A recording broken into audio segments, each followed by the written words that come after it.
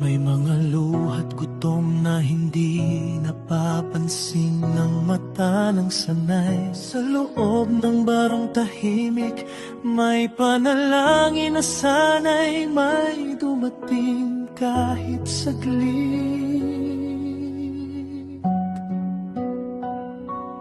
Dito pumapasok si Kuya Raymond Dagos. Hindi para magpakitang gilas, hindi para sa papuri o boss. Dala niya'y malasakit. Nay, may aga, Nay. Te, may aga. May aga. Ren, musta? Pare na si Doc, oh. Tutuwarin mo yung aga. Kamusta ikaw? Wa man gatubag. Oh, magatubag. Ren. Way ka magkasabat.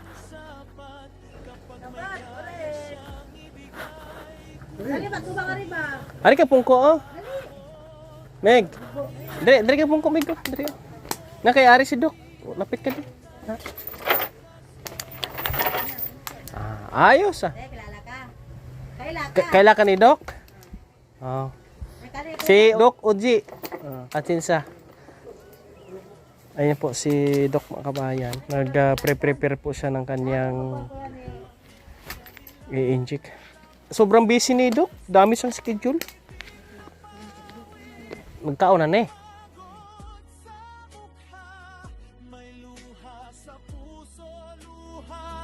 Pag-asang muling nabuhay.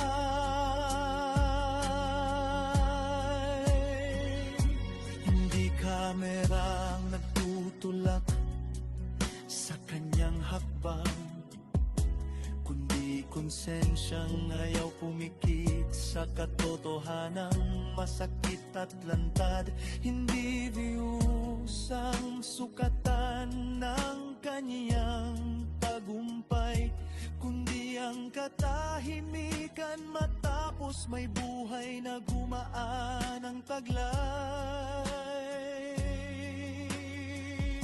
Si Kuya Raymond ay hindi bayani sa sariling kwento. Bayani siya sa mata ng mga taong halos sumuko na sa mundo. Sa mga nanay na ubos na ang lakas at tiwala, sa mga batang natutong mangarap kahit wala nang wala.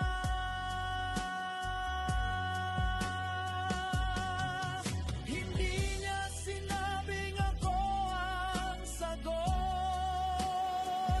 pero Kabayan, no? Ito na po yung second dose na binigay po ni Doc Oji Atinsa para ho kay Warren. Ang behavior ni Warren, tahimik na.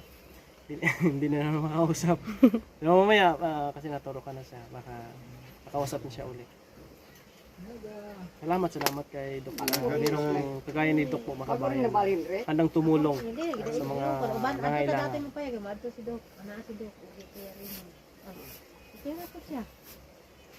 Ayan po mga kabayan, no? Okay na po yung second dose at nagbigay din ng grocery si Doc ngayon kay Warren, no? Para sa pamilya. At sana marami pa ang tulad po ni Doc mga kababayan na may mga gininto ang puso na handang tumulong sa tulad po nito. Yan. Pagkatapos po na ginamot ni Doc, dinasalan po niya mga kabayan. Lawas, o ikaw man ang Diyos na mga kaibigan. Salamat din Ginoo para ikaw naging patinumanon sa imong pulong.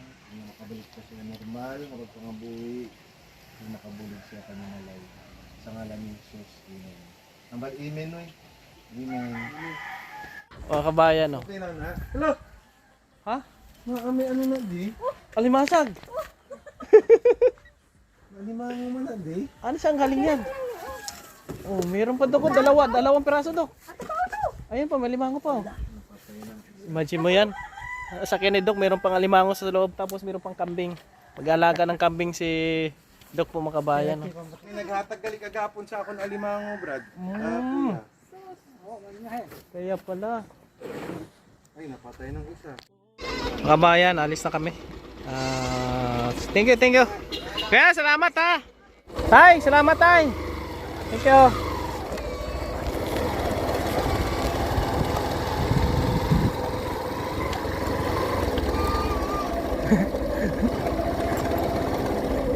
Merong sumisigaw sa me.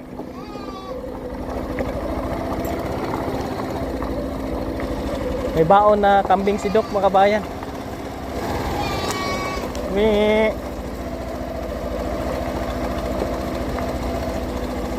Inyong maaasahan, kaibigan at sandalan, kailanman di nagsawang tumulong sa nangangailangan niyang mga kababayan.